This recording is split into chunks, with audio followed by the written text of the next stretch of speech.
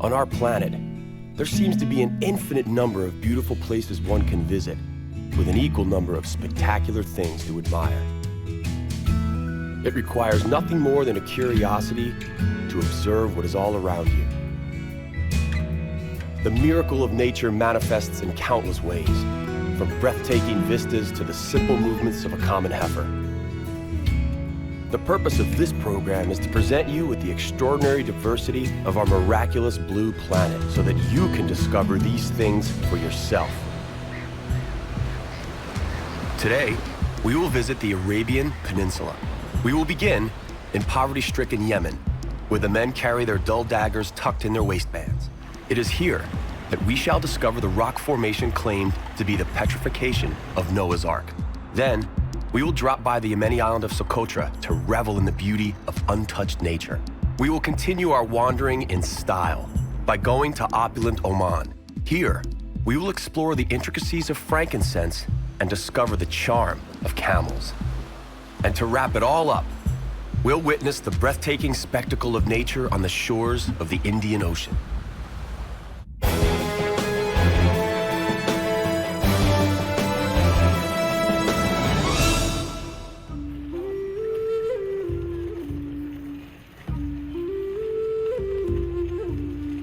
Yemen stretches across an area of 500,000 square kilometers and is surrounded by some of the world's richest nations.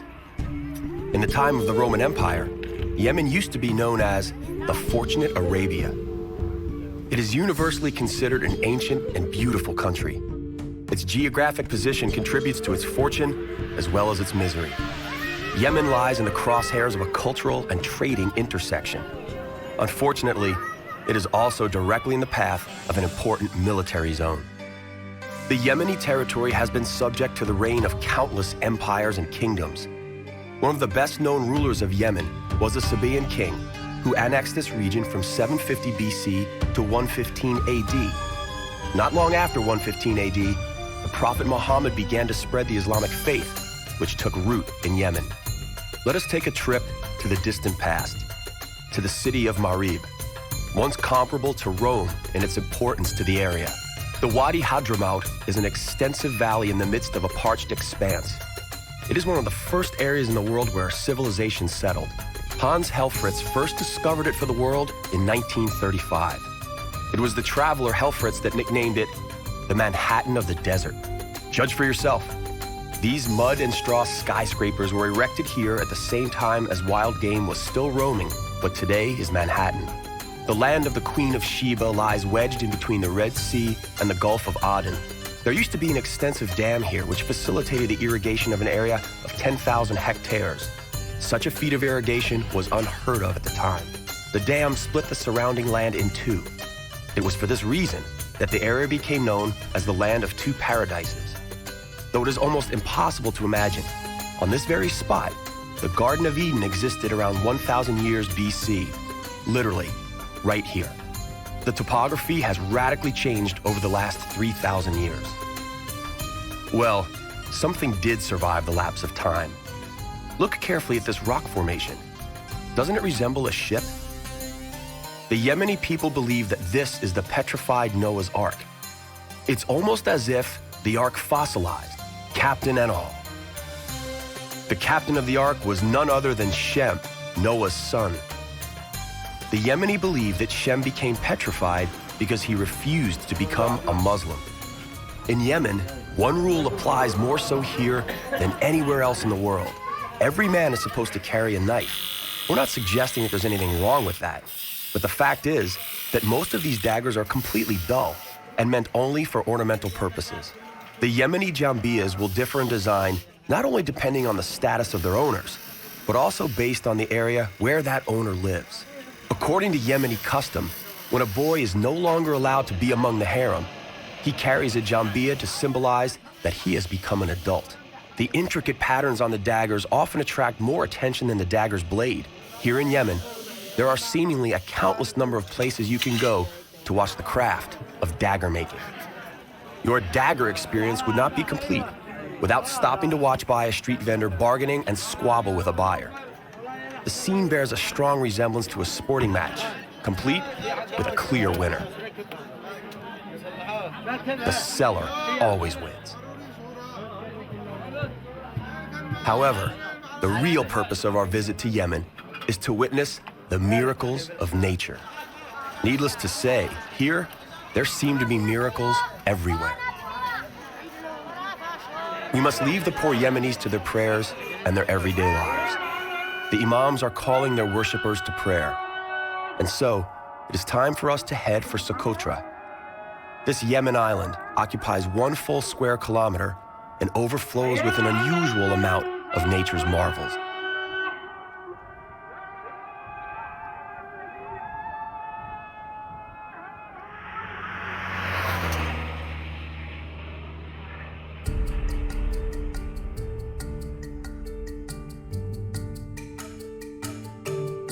We are on Socotra, a somewhat remote archipelago that is considered more poor than the mainland of Yemen. But for biologists, Socotra is a veritable paradise, comparable in importance to the Galapagos. The unique and fascinating characteristic of the local fauna and flora is closely linked to its geological history. Scientists consider Socotra to be the most remote piece of dry land in the history of planet Earth. The high degree of endemism is the result of isolation. The endemism is what makes the entire archipelago a significantly remarkable location, both for its biogeography as well as in terms of evolution. 30% of the 900 plants here are endemic, and 10 species are unique. In fact, the pomegranate and the aloe plant originated here. There is so much to admire here.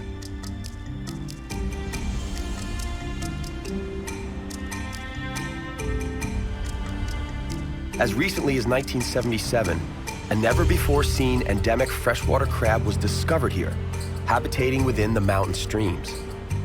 Despite the existence of this unusual crab, we can't overlook the abundance of common crabs on the shores. It would be virtually impossible to ignore them anyway, given their sheer numbers and the intricacies of their sand fortresses.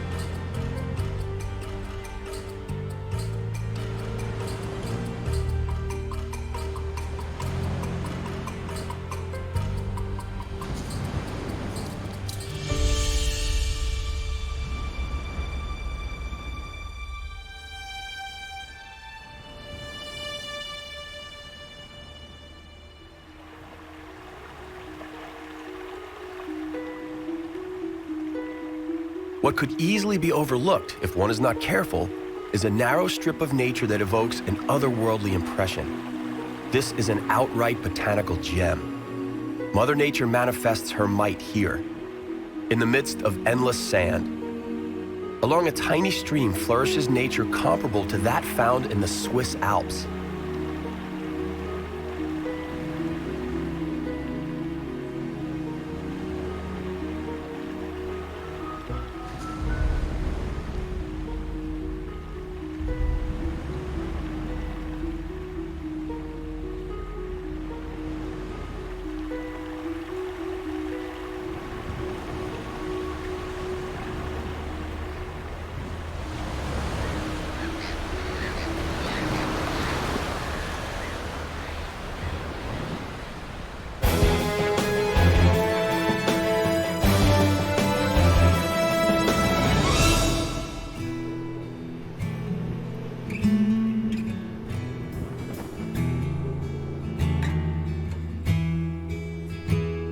Everywhere you look, something utterly unique can be seen. The locals refer to these plants by a somewhat unflattering phrase. As far as we can translate, they are called the backside of an elderly fat lady with her head buried in the ground. Nevertheless, not even a hideous name diminishes the awe with which scientists view the Socotra desert rose. In order to survive in such harsh conditions, the plants here evolved so as to preserve water in an exemplary manner. Something resembling a small flask containing liquids forms a part of their roots, out of which the plants are able to draw energy.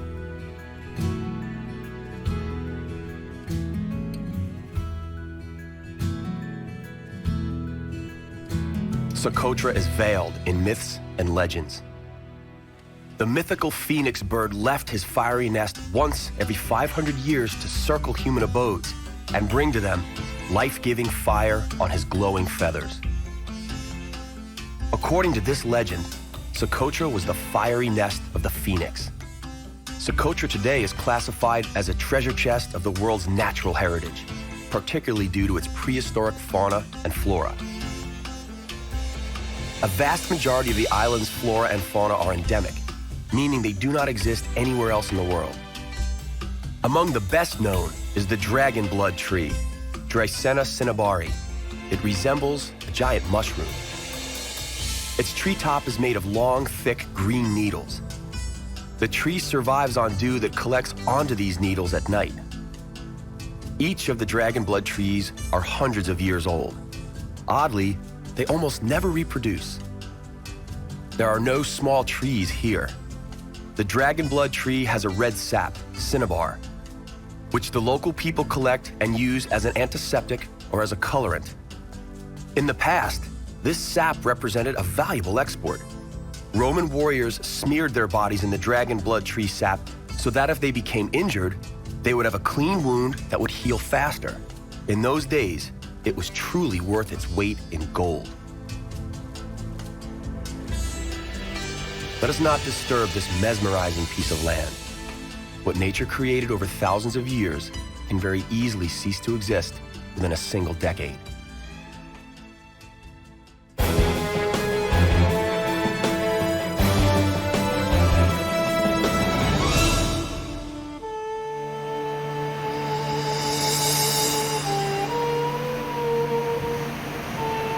Welcome to the Sultanate of Oman. A sultanate is an unusual state system in which the sultan rules. It seems like something out of the 1001 Nights fairy tale. Welcome to Oman, a country that is still considered secluded and on its own. Despite the vast oil-based wealth of Sultan Al-Qaboos, who has aggressively sought to bring modernization to his country, Oman manages to preserve its traditions due, in part, to its lack of accessibility to the rest of the world. The greatest source of financial wealth of Oman may be oil, but the Omani landscape is blessed with a deep history and natural beauty that manifests splendor with literally every step. Magical wadis, what we would call valleys, are ever present. Wadis are created when the occasional water flows through dry regions, eroding the soil. Immediately after the rare periods of rain that occur, the water flows rapidly and creates the steep walls of the valleys. The most spectacular wadi in Oman is Wadi Shab. Its source is near the provincial town of Tiwi. The road into the pass meanders through some amazing natural beauty along irrigation canals.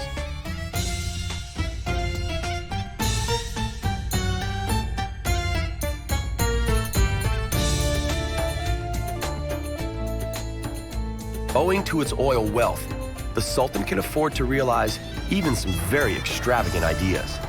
For instance, here, in front of the Sultan's palace, they lay red asphalt instead of a red carpet.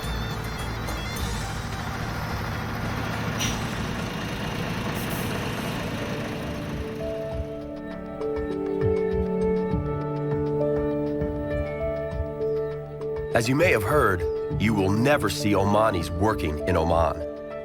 All the laborers are from poorer Arab countries, usually from Yemen. And so it is that even the harvest of the fruit in the Garden of Oman is done by foreigners. Banana plantations stretching across hundreds of hectares of land are irrigated through an ingenious system of canals using drinking water.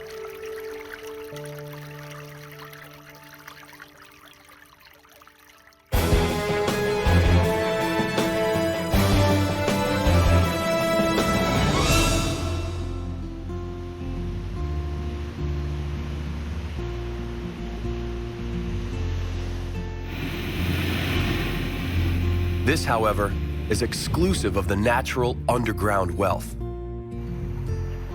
Here, Mughsal spurts salty seawater from hollows. The pressure is so great that during high tide, a sort of sea geyser is created.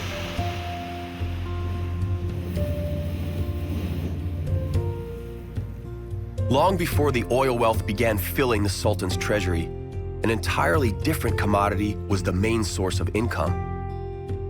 On the shores of the Indian Ocean, near the Garden of Oman, lies the beginning of the incense road. Incense was extremely popular in medieval Europe. The incense road originated here on the Salalah Plain. It was located on a bay which coincidentally had a port. The port was named Khor Rori and was discovered only recently. The real origin of the incense road, however, is right here in this crater, which appears to have originated in Oman. The slopes of the surrounding mountains are peppered with small, atypical trees with ugly leaves of interesting shapes. Among the trees are a maze of well-trodden paths made by the incense collectors. The incense trees have thick leaves to ensure survival in the desert. A question presents itself. Why doesn't such a tree find a place to live in a slightly more hospitable environment? A virtual army of biologists attempted to plant this tree almost everywhere else on the planet, but had no success. The Omani explanation goes as follows. The incense tree is a gift from Allah. The land upon which it grows may not be sold. The owner who attempts to do so would thus indicate his arrogance for Allah and his gift. The incense trade thrives here. The incense road leads from the Rub al-Khali Desert, otherwise known as the Empty Space, west, all the way to the shores of the Mediterranean Sea. From there, it continues to Europe. When the incense reaches Europe, it is referred to by its Latin name, frankincense. Clearly, incense marketing was important as far back as the Middle Ages. Let's take a short trip up this incense road. Now we are off to Muscat. The first thing to notice in Muscat is a giant incense burner. It is in the Al Riyam Park above the Mutra Quarter. Thankfully, it functions solely as a lookout point because, should it burn, it would embalm possibly the whole of Oman. We are at the souk. Naturally, a traditional incense burner is the first thing we see. We conclude our own incense road here in the local stores. Different varieties of incense are available, including sandalwood. The place is enveloped in a lovely scent, which emanates through the entire souk.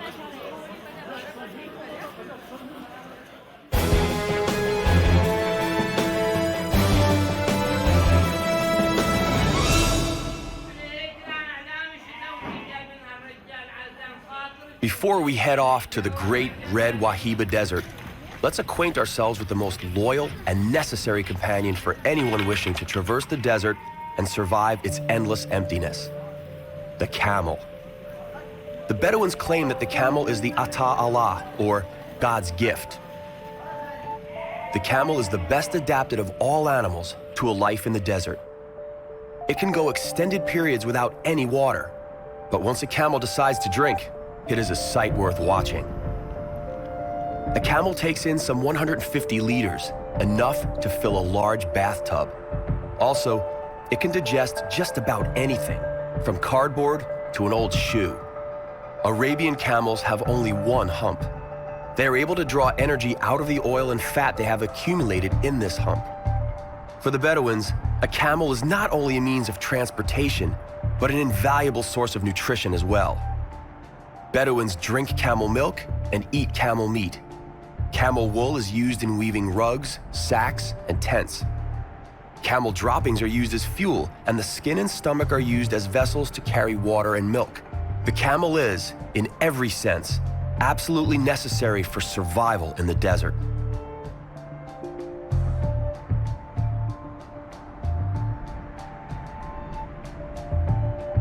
Welcome to what is very likely the most beautiful desert in the world. The great red Wahiba Desert commences right here.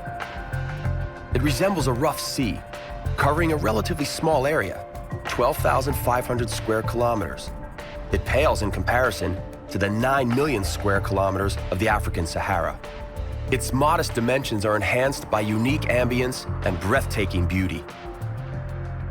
This region, measuring 180 kilometers from north to south and 80 kilometers east to west, was named after the Bedouin tribe, the Wahiba.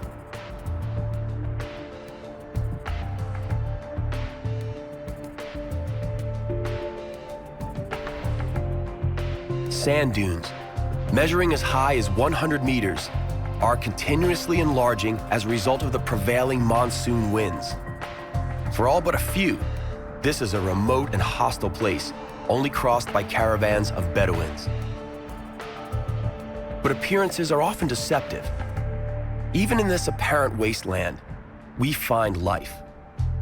Having originated during the Quaternary period by the continuous impact of the southwesterly monsoons and northern trade winds, this desert is the home to 16,000 species of animals and 160 types of plants.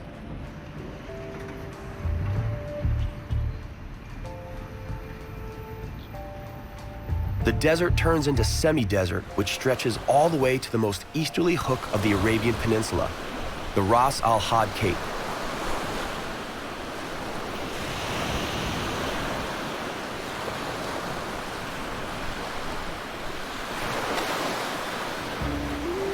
A stunning beach at the very tip of the Arabian world.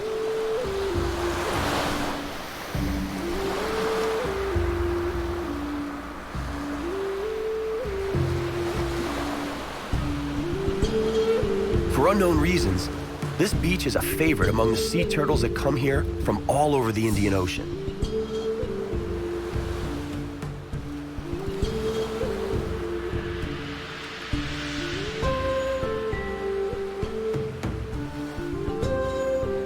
These huge sea turtles beach themselves from the ocean just past midnight.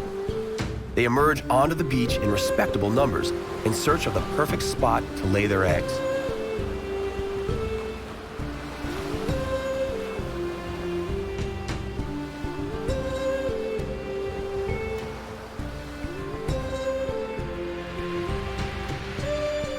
They dig themselves into the sand, lay their eggs, and quickly head back into the safe haven of the sea.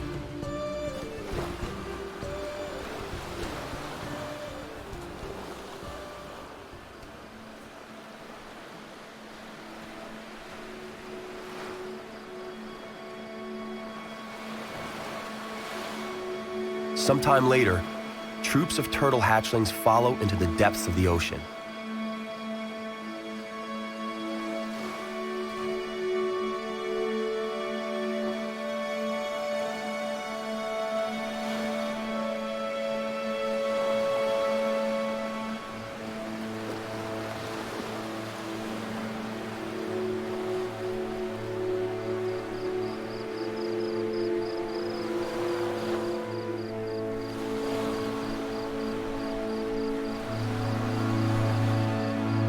Watching these adorable babies is almost like watching human children as they pursue their very first steps.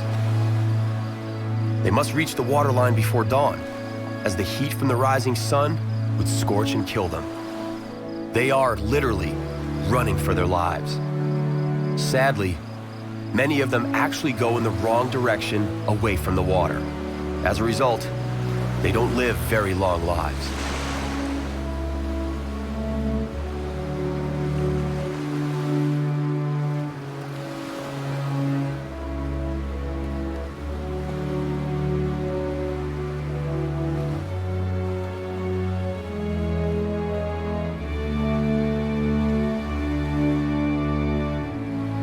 For those that make it into the Indian Ocean, we wish them bon voyage. May they live long, healthy lives. Good night. Sabah al-khair.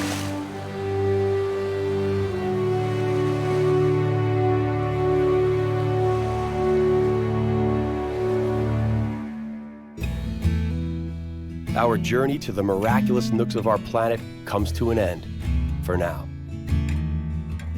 On the next exploration of our compelling and bountiful planet Earth, we're going to the Caribbean.